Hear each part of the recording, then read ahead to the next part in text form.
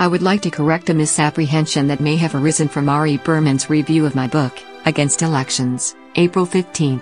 While I quote a number of scholars who defend the idea of drafting the House of Representatives by lot, so that a truly representative sample of the population would be created that is given the time and resources to become informed on the subjects on which they will vote, free of electoral pressures and corporate lobbying, I explicitly stress that these models did not advocate doing away with elections altogether. Indeed, these scholars felt it was useful to have a Senate with elected citizens and a House with citizens chosen purely by lot.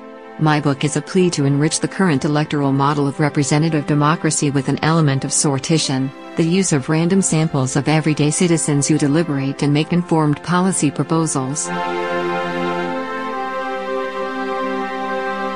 Your reviewer laments this as naive and unfeasible, but seems unaware of recent developments across the globe. What your reviewer considers utterly impractical has helped Ireland resolve marriage equality. This type of citizen participation was also realized in South Australia to decide on the disposition of nuclear waste, a topic too toxic for party politics and too divisive for a referendum. Today cities like Toronto, Madrid and Gdansk are even turning to civic lotteries as a permanent feature of their political landscape.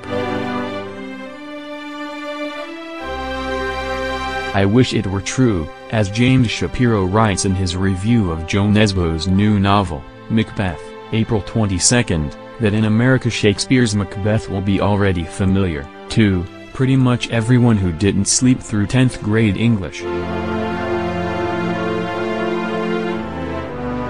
Sadly, however, remaining awake in their classes would not have made my children, a recent high school graduate and a current senior, any more familiar with Macbeth because Shakespeare's plays were never taught to them as set texts.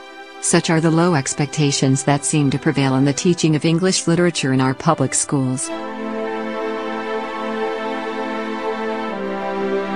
The first sentence of Barbara Kingsolver's review of The Overstory by Richard Powers, April 15, "Trees do most of the things you do, just more slowly," reminded me of Tolkien's Ents, trees as characters deserving empathy.